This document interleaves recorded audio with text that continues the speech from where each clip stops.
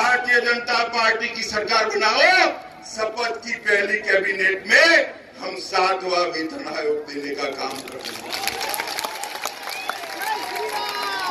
DA सरकारी कर्मचारियों को डीए केंद्र सरकार से 49% कम, आधा है आधा।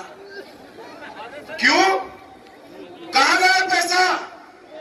बोलो भाई, कहां गया? जरा जोर से बोलो, कहां गया? पैसा वहां चला गया है, उसको निकालना पड़ेगा। नारदा घोटाला, शारदा घोटाला, रोजवेली फंड, वक्फ की जमीन को बेच खाए। ये मियाँ खड़े हैं दाढ़ी टोपी पहनकर यहाँ, इनको बेचारे को मालूम भी नहीं है उनकी वक्फ की जमीन बेच दी है। 5000 करोड़ की वक्फ की जमीन भाइयों आपकी बेचती है, मगर माथे पे छू नहीं रहे। और अभी मुझे मालूम है खत्म होते ही मुझ पर केस करेंगे। लास्ट टाइम आया तो एक केस ममता दी प्यार से एक नहीं दो करना। आज मैं छोटा हूं, आपका केस मेरे लिए आशीर्वाद जैसा है। एक की जगह 2 केस कर लेना, मगर मैं जो सच बोलने से आप नहीं रोक सकते। ये बंगाल की जनता के अधिकार का सवाल है, हम चुप नहीं बैठ सकते।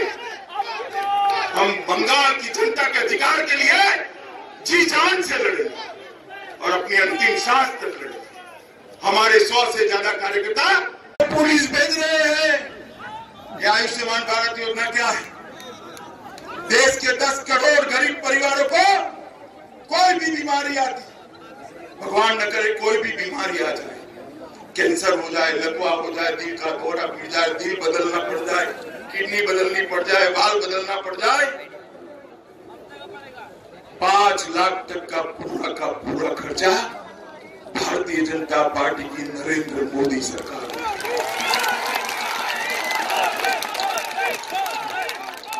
हम बंगाल के गरीबों को 5 करोड़ तक का स्वास्थ्य का खर्चा देना चाहते हैं। उनके एमपी, एमएलए, पुलिस थाने के लोग पोस्ट ऑफिस पर जाकर ये आयुष्मान भारत का कार्ड छीन लेते हैं, क्योंकि उनको डर है कि मोदी जी लोकप्रिय हो जाएंगे।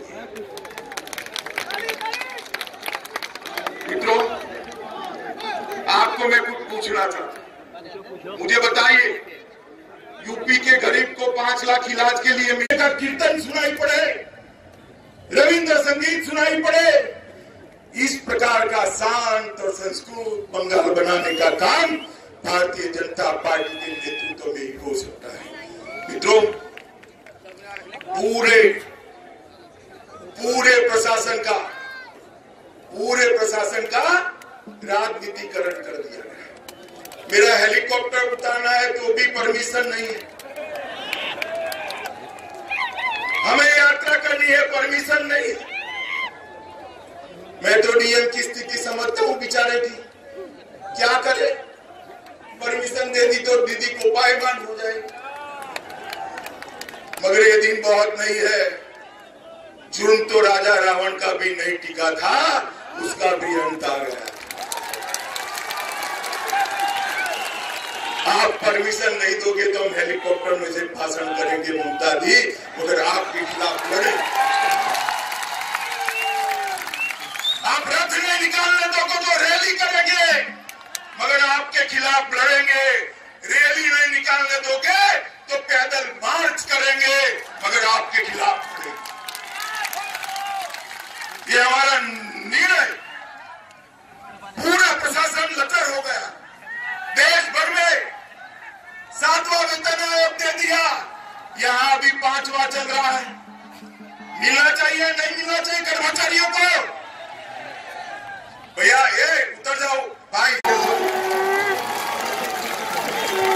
अरे भैया अभी तो 13 हुए हैं। ये भैया बाद में बताओ, अभी तो 13 हुए हैं, 13 में आप थक गए। ये चट्टान की तरह खड़ा, और इसलिए चाहे गुजरात जाओ, चाहे आसाम, चाहे बंगाल जाओ, चाहे कन्याकुमारी, चाहे उड़ीसा, आएगी। ट्रांसफॉर्मर चाहिए ना, बंगला में क्या कहते हैं ट्रांसफॉर्मर। ट्रांसफार्मर समझते हो ना? ट्रांसफार्मर चाहिए या नहीं चाहिए? बिल्कुल ऐसा हुआ है। मोदी जी की केंद्र की सरकार बड़ा विकास का कारखाना है। 80 लाइन से आएगी। ट्रांसफार्मर चाहिए ना? बंगला में क्या कहते हैं? ट्रांसफार्मर। ट्रांसफार्मर समझते हो ना? ट्रांसफार्मर चाहिए या नहीं चाहिए? बिल्कुल ऐसा हुआ है। मोदी जी की केंद्र की सरकार बड़ा विकास का कारखाना है। 80 लाइन से